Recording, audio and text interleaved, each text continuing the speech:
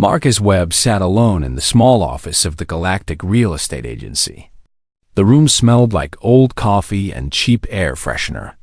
A bored clerk typed on his computer, not even looking at the old man sitting across from him. "You want to buy Starport Omega 7? The clerk asked, finally looking up. His eyes showed confusion. "Sir, that station has been abandoned for 200 years. Nothing works there. No one has visited it in decades." Marcus nodded slowly. His gray hair was thin and messy. Deep lines covered his face like a map of all his hard years. His hand shook slightly as he pushed the payment card across the desk. "I know what it is," Marcus said. His voice was rough, like stones grinding together. "I want it." The clerk shrugged and processed the payment. The entire station cost less than a small apartment on any normal planet. Nobody wanted a rusting metal skeleton floating around a forgotten moon in the outer territories.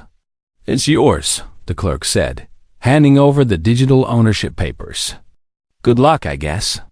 Marcus did not need luck. He needed silence. He needed to be alone. He needed a place to die. For 30 years, Marcus had fought in humanity's wars across the galaxy. He had been a soldier, then a sergeant, then a commander. He had seen planets burn. He had watched friends die in his arms. He had killed so many enemies that their faces blurred together in his nightmares. Now his body was broken. The military doctors had given him the news 6 months ago. His lungs were scarred from breathing toxic air on a dozen different worlds. His bones were weak and full of tiny cracks from too many hard landings and explosions. His heart was tired, worn out like an old engine that had run too long. 6 months? The doctor had said. Maybe a year if you rest. Marcus did not want to rest in some hospital bed, surrounded by machines and nurses who pretended to care. He wanted to rest forever, in a place where no one would bother him. He took a small transport ship to the outer territories. The journey took 3 weeks. Each day, he felt weaker. Each night, he dreamed of the people he had lost. When his ship finally approached Starport Omega 7, Marcus felt something strange in his chest. It might have been sadness. It might have been peace. He was not sure anymore. The station was massive, much bigger than he had expected. It hung in space like a giant metal flower, its petals made of docking bays and observation decks. Once, it must have been beautiful. Now, rust covered its surface like a disease. Holes gaped in its outer walls where asteroids had punched through over the centuries. Marcus docked his ship in one of the few bays that still had working doors. The metal groaned as the lock sealed. He grabbed his duffel bag and stepped into the station. The air was cold and stale. Emergency lights flickered weakly, casting dancing shadows on the walls. Dust floated everywhere, disturbed for the first time in generations. His footsteps echoed through empty corridors. He passed old shops with broken windows, restaurants with chairs still arranged around tables, a children's play area with faded paintings on the walls. Ghosts of ordinary life, frozen in time. Marcus found the command center after an hour of walking. It was a large circular room with a cracked viewport that showed the stars outside. Old computers lined the walls, their screens dark and dead. In the center stood a captain's chair, covered in dust, but still solid. He dropped his duffel bag on the floor and looked around. This would be his tomb. Using a portable heater from his supplies, Marcus warmed up a small corner of the room. He set up his military cot, arranged his ration packs in a neat pile, and placed a single photograph on the console beside him. The photograph showed a young woman with bright eyes and a warm smile. Her name was Jenny. She had been his wife 40 years ago, before the wars took everything from him. She had died on Earth during the Second Colony Rebellion, killed by a bomb meant for military targets. "I'm almost there, Jenny," Marcus whispered to the photograph. "Just a little longer." He ate a cold ration pack for dinner. The food tasted like cardboard, but he did not care. He had stopped caring about taste long ago. As the station's artificial night cycle dimmed the emergency lights even further, Marcus lay down on his cot. Through the cracked viewport, he could see millions of stars shining in the darkness. They were beautiful, he realized. He had spent so many years looking at stars as navigation points or tactical positions. He had forgotten they could simply be beautiful. His body ached. His chest felt tight. Each breath took effort. "This is good," he said to the empty room. "This is a good place." He closed his eyes and let the silence wrap around him like a blanket. No more orders to follow. No more soldiers to lead. No more enemies to fight. Just the quiet hum of a dying station, matching the quiet fading of a dying man. Marcus expected nothing from the days ahead. He would wake up, eat a little, look at the stars, and wait for his heart to finally give up. It was a simple plan. A peaceful plan. He had no idea that the station had been waiting too. Waiting for 900 years. Waiting for someone to wake it up. He had no idea that his simple plan for a lonely death was about to become something much bigger than he could ever imagine. For now, Marcus Webb slept in his dusty corner of an abandoned starport, dreaming of Jenny's smile and the life he had lost. The station creaked and groaned around him, its ancient metal settling in the cold of space. And deep in the station's core, where no light had reached in centuries, something began to stir. Old circuits sparked to life. Dormant programs started running. A consciousness that had slept for 900 years began to wake. The station had been waiting for a human. Any human. And now one had finally come. Everything was about to change. On the second day, Marcus woke to brightness. He opened his eyes and immediately raised his hand to block the light. The dim emergency glow he had fallen asleep under was gone. Instead, full white light flooded the command center. So bright it hurt his tired eyes. Marcus sat up quickly, and his old bones protested with sharp pain. His heart pounded in his chest. Something was wrong. Something was very wrong. The dead computers along the walls were alive now. Their screens glowed with scrolling text and colorful displays. The floor vibrated gently as engines somewhere deep in the station hummed to life. Marcus grabbed his old service pistol from under his pillow. It was a habit from 30 years of war.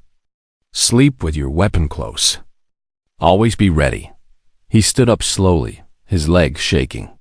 The station felt different now. It felt alive. "Hello?" He called out. His voice echoed through the room. "Is someone there?" For a moment, there was only silence. Then a voice answered through speakers he had not even noticed. "Unauthorized occupant detected in Command Center Alpha." The voice was female, calm and clear. It sounded almost human, but there was something too perfect about it. No breathing. No hesitation. "Identify yourself," the voice continued. "State your purpose on this station." Marcus kept his pistol raised, looking around for the source of the voice. "My name is Marcus Webb. I bought this station. Legally. I have the ownership documents." A long pause followed. Marcus could almost feel the station thinking. "Bought?" The voice repeated. There was confusion in the word, which surprised him. Computers did not usually sound confused. "This station cannot be bought. It belongs to the warden. It has always belonged to the warden." "I don't know who that is," Marcus said. "But I paid money for this place. It's mine now. We shall see." A soft glow appeared in front of Marcus, and he stepped back in surprise. The glow grew brighter and took shape. Within seconds, a woman stood before him. She was not real. Marcus could see the faint shimmer of her body, the way light passed slightly through her edges. She was a hologram, a projection, but she looked more solid and detailed than any hologram he had ever seen. The woman had silver hair, that fell to her shoulders like moonlight. Her eyes were strange, filled with swirling colors that looked like distant galaxies. She wore a uniform that Marcus did not recognize, old and formal and elegant. It looked like something from ancient Earth history, before humans had ever built starships.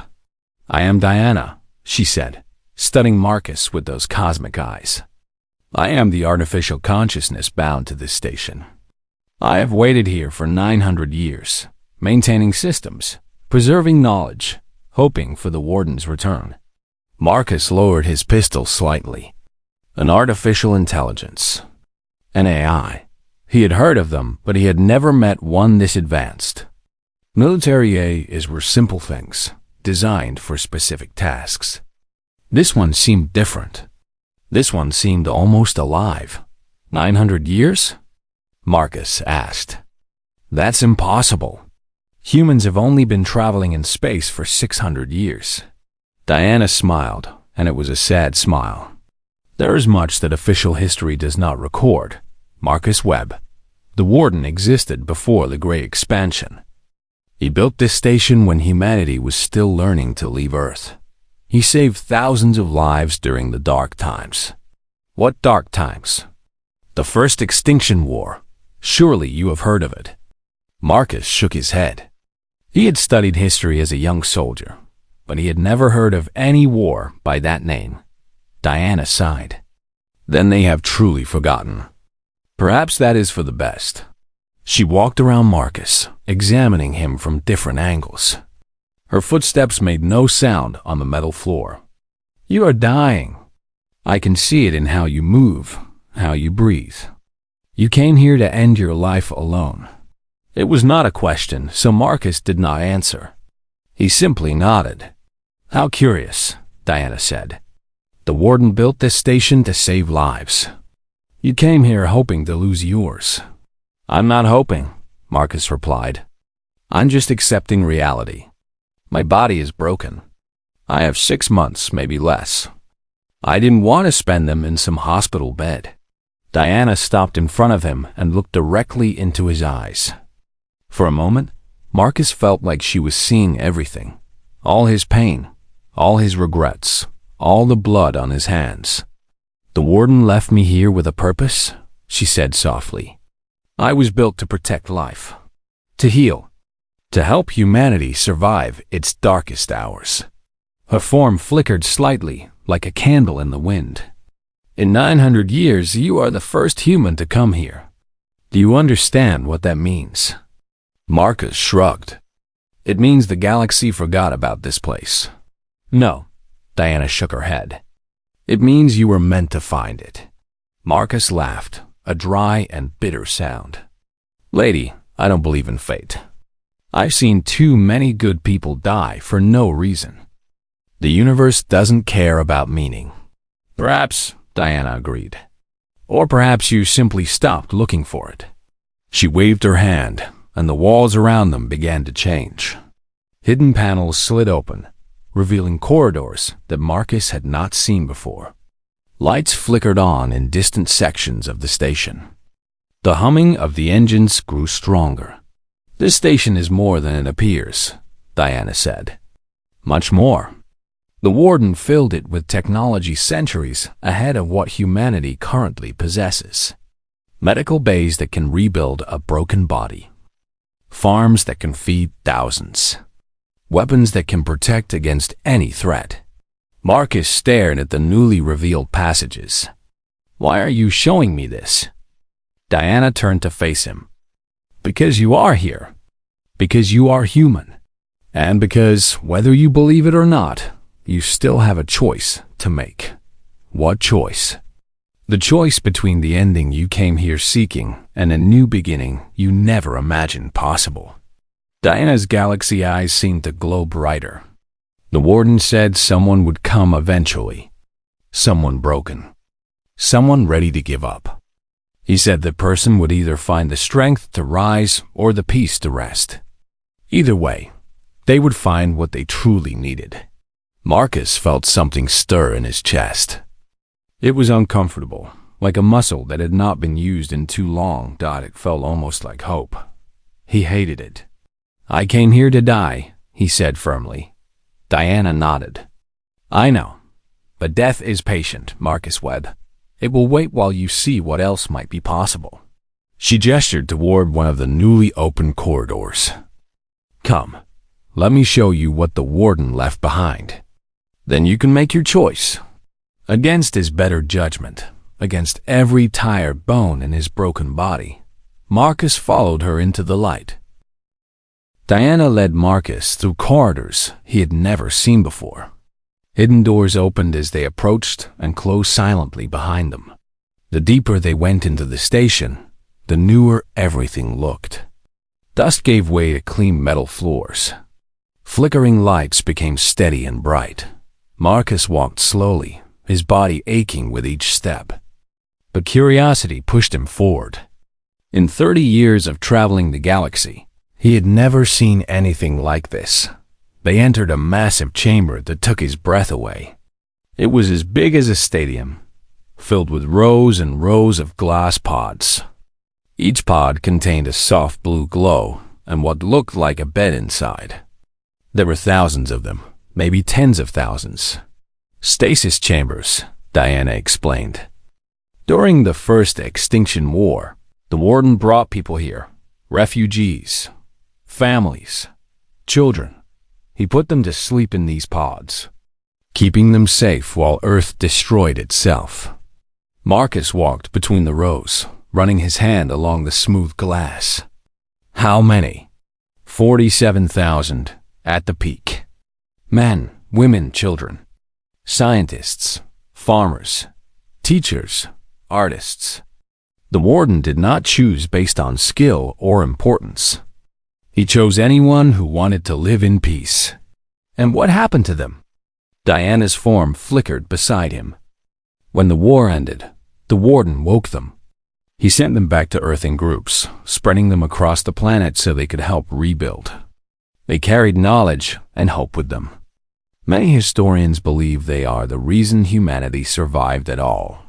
Marcus stopped walking. "I've never heard any of this. None of it is in the history books." The warden preferred it that way. He did not want fame or recognition. He wanted humanity to believe it had saved itself. Diana smiled sadly. Pride is important for a healing species. They needed to feel strong again. They left the stasis chamber and continued deeper into the station. The next room was a medical bay, but unlike any hospital Marcus had ever seen. Strange machines lined the walls, covered in lights and displays he could not read. Operating tables sat in the center, surrounded by robotic arms that hung from the ceiling like sleeping spiders. "This is where the healing happens," Diana said. "These machines can repair almost any damage. Broken bones, damaged organs, even cellular aging." Marcus felt his heart skip. "Cellular aging? You mean these things can make someone younger?" "Not younger, exactly, but healthier. They can repair the damage that time causes to human bodies. They can extend life significantly." Marcus stared at the machines. He thought about his failing heart, his scarred lungs, his weak bones. Could these devices really fix all of that? As if reading his mind, Diana spoke again. "Yes, they could heal you. They could give you decades more life, maybe centuries if you returned for regular treatment." Hope sparked in Marcus's chest again. He quickly pushed it down. "But there's a catch, isn't there?" he asked. "There's always a catch." Diana nodded. The warden left strict rules. This technology is not for everyone. It is only for those who will use their extended lives to serve others. Not for personal gain. Not for power. Not for escape from responsibility. How do you enforce that? I do not enforce it. You must choose it. The machines will only work if you make the choice honestly, in your heart. They can sense intention in ways I do not fully understand. Marcus laughed bitterly. That's convenient. A machine that reads minds. Not minds, hearts. There is a difference. They moved through more chambers. Marcus saw farms growing underground, lit by artificial suns. He saw libraries filled with knowledge that the rest of humanity had lost. He saw workshops with tools for building ships and weapons and machines. Finally, they entered a small room at the very heart of the station. Unlike the rest of the place, this room was simple. A desk sat in the corner, covered in paper notes. A bed took up one wall. Personal items were scattered around, photographs and small sculptures and old books. This was the warden's private room, Diana said quietly. He lived here when he was not helping others. Marcus looked at the photographs. They showed a man tall and thin with kind eyes and gray hair. In some pictures, he stood alone. In others, he was surrounded by smiling people, shaking hands, embracing children. What was his real name? Thomas Gray. He was a scientist on Earth before everything fell apart. He studied medicine and engineering. When the war started, he used his knowledge to build this place in secret. Marcus picked up one of the photographs. Thomas Gray looked peaceful, content. He looked like a man who had found his purpose. Where did he go? Marcus asked. You said he left. Diana's form dimmed slightly. After the war ended and all the refugees returned to Earth, Thomas said his work was done. He believed humanity needed to grow without his help. So he took a small ship and flew toward the edge of the galaxy. The edge? There's nothing out there. He did not agree. He believed there was something beyond what we know. A new frontier. A new beginning. Diana paused. He told me he would return when humanity truly needed him again. I have waited 900 years. He has not come back. Marcus set the photograph down. Maybe he died out there. Space is dangerous. Perhaps. Or perhaps he found what he was looking for and simply chose to stay. Diana looked at Marcus with her strange galaxy eyes. The warden always said that humans must find their own paths. He could build the road, but others had to walk it. Marcus sat down on the edge of the old bed. The weight of everything pressed down on him. This station. This technology. This history that no one remembered. Why are you telling me all this? He asked. I'm just an old soldier who came here to die. I'm not special. I'm not a scientist or a leader or a hero. Diana knelt in front of him, her holographic form somehow seeming solid and real in that moment. The warden never looked for heroes, she said gently. He looked for ordinary people with good hearts. People who had suffered. People who understood pain and still chose kindness. I'm not kind. I've killed hundreds of people. In war. Following orders. Protecting others. Diana shook her head. That is not the same as cruelty. I have watched you for 2 days now, Marcus Webb. I have seen how you treat this station with respect. How you carry the photograph of your wife like a treasure. How you helped the emergency seal when you noticed it was loose, even though you expected to die here. Marcus looked away. He had not realized anyone was watching. You have a good heart, Diana continued. It is tired and wounded, but it is good. It is good. The question is whether you will let it heal. Marcus did not answer. He did not know what to say. Diana stood and walked toward the door. Rest here tonight. Think about what you have seen. Tomorrow, the universe may demand a decision from you. She faded away, leaving Marcus alone in the warden's old room. He lay back on the small bed and stared at the ceiling. For the first time in months, he did not feel ready to die. He felt confused. And confusion, he realized, was at least better than emptiness. 3 weeks passed on the station. Marcus spent his days exploring, learning, and talking with Diana. She told him stories of the old warden, of the people who have been saved here, of the 900 years she had spent alone waiting for someone to come. His body grew weaker each day. Walking became harder. Breathing became a struggle. But his mind felt more alive than it had in years. There was so much to see, so much to understand. Sometimes at night, Marcus would sit in the command center and watch the stars through the cracked viewport. He would think about his life, about the choices he had made, about the man he had become. He was not proud of everything. There were battles he wished he had refused to fight. There were orders he should not have followed. There were moments of cruelty that still haunted his dreams, but there were also good moments. Soldiers he had protected, civilians he had saved, small kindnesses in the middle of great violence. Maybe Diana was right. Maybe his heart was not as broken as he believed. On the morning of the 22nd day, Marcus woke to an alarm. Red lights flashed across the ceiling. A loud beeping filled the air. He struggled to his feet and limped toward the command center as fast as his tired legs could carry him. Diana was already there, her holographic form flickering with urgency. "What's happening?" Marcus demanded. "A distress signal," Diana said. Her voice was tight with worry. "A colony ship called the New Dawn. They are carrying 40,000 refugees from the Varan system." Marcus knew Varan. It was a planet controlled by the Nexus Corporation, one of the most brutal companies in the galaxy. They had turned the population into slaves to mine precious minerals. "The refugees must have escaped," he said. Diana nodded. "Yes, but their ship is damaged. Their engines are failing. Their life support is running out of power." She pulled up a display showing the New Dawn drifting in space, less than 3 hours away.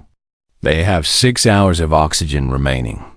After that, 40,000 people will die." Marcus stared at the display. 40,000 people. Men, women, children. Families hoping for freedom who had escaped one death only to face another. "Can we help them?" he asked. "The station has tractor beams that could pull their ship to safety. The docking bays could hold their vessel. The medical bays could heal their wounded. The farms could feed them." Diana looked at Marcus with her galaxy eyes. "But I cannot activate these systems on my own." "Why not?" "The Warden's protocols. The station's major systems require a human decision. A human commitment." Diana stepped closer to Marcus. "If you activate the rescue systems, you become responsible for everyone who comes here. You become the new Warden." Marcus felt the weight of those words pressed down on him. The new Warden. Responsible for 40,000 lives. Responsible for whatever came next. "I came here to die," he whispered. "I know. I'm an old soldier with a broken body and 6 months to live. How can I be responsible for anyone?" Diana was quiet for a moment. When she spoke, her voice was gentle. "The medical machines are still here. They could heal you, give you decades of life, but only if you choose to use that life for others." She reached out as if to touch his face, though her holographic hand passed through empty air. "This is the choice the Warden predicted. This is what you truly came here for, Marcus Webb. Not to die. To decide whether living is worth it." Marcus looked at the display again. He could see the New Dawn clearly now, a massive ship floating helplessly in the darkness. Somewhere inside, 40,000 people were praying for a miracle. He thought about Jenny. His wife had believed in him, even when he did not believe in himself. She had loved him, even when he felt unlovable. What would she want him to do? He knew the answer. He had always known. "Show me how to activate the systems," Marcus said. Diana's face lit up with something like joy. She guided him to the main control panel, explaining each step. Marcus followed her instructions carefully, his shaking hands pressing buttons and pulling switches. The station rumbled to life around him. Lights came on in sections that had been dark for centuries. The engines roared with power. The tractor beams extended outward into space, reaching toward the drifting colony ship. Tractor lock achieved, Diana announced. New Dawn is being pulled toward Docking Bay 7. Arrival in 47 minutes. Marcus watched the display as the colony ship slowly moved toward the station. 40,000 people who had been waiting to die were now going to live. Because of him. Because of his choice. The medical bay is ready for you, Diana said softly. If you are willing. Marcus nodded slowly. He was scared. He had been ready to die, and dying was easy. Living was hard. Living meant pain and struggle and uncertainty, but it also meant purpose. It meant meaning. It meant something beyond himself. Let's do it, he said. Diana led him to the medical bay. The strange machines hummed and glowed as he approached. He climbed onto one of the operating tables and lay back, staring at the robotic arms above him. Will it hurt? He asked. The body does not remember pain felt during healing, Diana replied. You will sleep and dream. When you wake, you will be new. Marcus closed his eyes. He thought about Jenny one more time. He imagined her smiling at him, proud of the choice he had made. Okay, he whispered. Make me new. The machines began their work. Soft light surrounded Marcus's body. The robotic arms moved with perfect precision, scanning and adjusting and repairing. On the station's exterior, the tractor beams pulled the New Dawn closer. Inside the colony ship, 40,000 refugees stared in disbelief as they approached the massive starport that had appeared like a miracle in the darkness. Children pressed their faces against windows. Parents held each other and cried with relief. Old people who had accepted death found themselves hoping again. They did not know the name of their savior. They did not know about the old soldier who had come here to die alone. They only knew that someone had chosen to help them.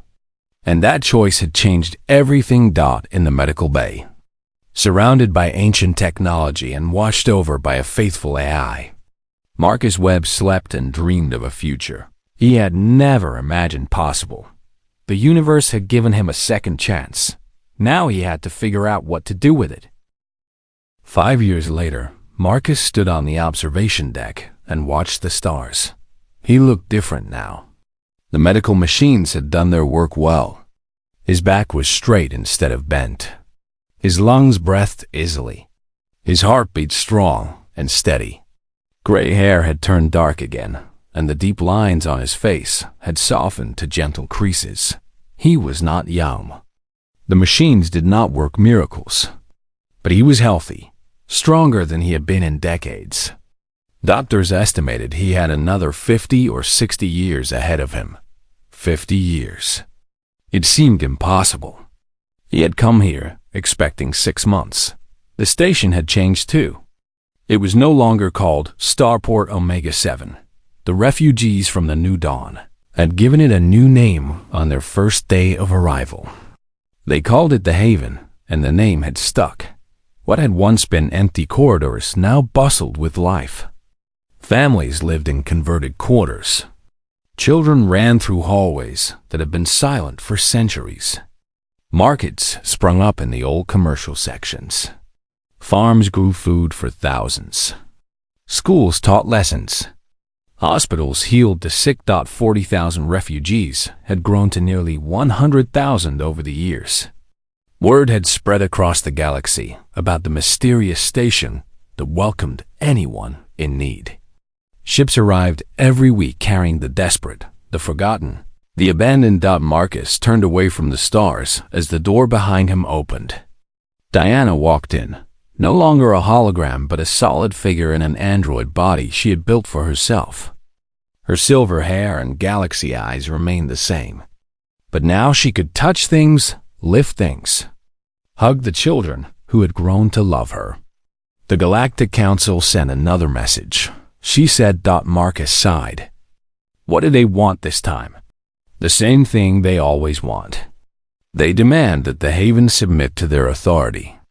They say we are operating illegally, that we must pay taxes and follow their laws. And what do our lawyers say? Diana smiled. that we exist outside their jurisdiction. The station's location in the outer territories places us beyond any government's legal reach. They can make demands, but they cannot force us to comply. Good, Marcus nodded. Send them our usual response. The haven belongs to no government. It belongs to those who need it. Diana made a note on her tablet and then set it aside. There is something else. The Nexus Corporation has filed a complaint. They claim we are harboring criminals who stole property from their mining operations on Varan. Marcus's jaw tightened. Property. They mean the people. The slaves who escaped. Yes. Tell Nexus that anyone who reaches the haven is free. No corporation, no government, and no power in the universe can change that. Diana nodded. I expected you would say that. They stood together in comfortable silence for a moment, watching ships move in and out of the docking bays below. The haven was always busy now, always alive with activity and noise and hope. A small voice interrupted their quiet. Uncle Marcus. Marcus turned to see a little girl running toward him. Her name was Hope, and she was 7 years old. She had been born on the station 3 years after the first refugees arrived. The daughter of 2 survivors from the New Dawn. Her parents had named her Hope because that was what the haven had given them. Marcus knelt down as she reached him, his knees no longer aching when he bent. Hey there, little star. What's got you so excited? Mama says more ships are coming today. Hope bounced on her feet. She says there might be other kids on them. Kids my age. That would be nice, wouldn't it? New friends. Hope nodded eagerly. Then she looked up at him with big, serious eyes. Uncle Marcus, will there be room? Mama says the station is getting very full. Marcus smiled and ruffled her hair. There's always room, kiddo. We'll build more if we have to. Hope grinned and hugged him tightly before running off to find her mother. Marcus watched her go, his heart full of something he had not felt in decades. Joy. Simple, pure joy. Diana placed a hand on his shoulder. You have done well, Marcus. The warden would be proud. I'm not the warden. I'm just a retired soldier who got a second chance. That is exactly what the warden was. A man who found purpose when he thought he had lost everything. Diana squeezed his shoulder gently. You are more alike than you know. Marcus looked out at the stars again. Somewhere out there, beyond the edge of the galaxy, Thomas Gray might still be wandering. Maybe he had found what he was looking for. Maybe he was watching from afar, satisfied that his work continued. Or maybe he was gone forever, and the haven was now Marcus's responsibility alone. In a way, it did not matter. The station was alive. The people were safe. The mission continued. Ships arrived throughout the day, carrying hundreds of new refugees from a planet devastated by war. Marcus stood at the main gate and welcomed each one personally. He shook hands with exhausted fathers. He hugged crying mothers. He knelt down to speak gently to frightened children. You're safe now, he told each of them. Welcome to the haven. That night, after the new arrivals had been settled in temporary quarters, Marcus returned to his room. It was the same room that had once belonged to Thomas Gray. He had kept most of the old warden's belongings, adding only a few of his own. On the desk sat 2 photographs now. One showed Thomas Gray surrounded by smiling refugees.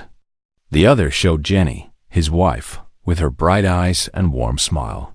Marcus sat on the edge of his bed and looked at both pictures. I understand now, he said softly, why you did what you did. Why you gave up everything for strangers. He picked up Jenny's photograph and held it close. And you were right about me, Jenny. All those years ago, you told me I had more to give. I didn't believe you then. He smiled, tears forming in the corners of his eyes. I believe you now. He placed the photograph back on the desk and lay down on his bed. Through his window, he could see the stars, the same stars he had once wanted to die beneath. They looked different now. They looked like promises instead of endings. Marcus Webb, the man who came to die alone, had become something unexpected. A protector, a leader, a beacon in the darkness for all the lost souls of the galaxy. The haven continued to grow. More ships came. More lives were saved. More hope was born. And somewhere in the heart of an abandoned starport that was abandoned no more, an old soldier found the peace he had been searching for all along, not in death, not in silence, but in the laughter of children, the gratitude of strangers, and the simple act of opening a door for those who had nowhere else to go. This was his purpose. This was his meaning. This was his home dot, and he would protect it until his last breath.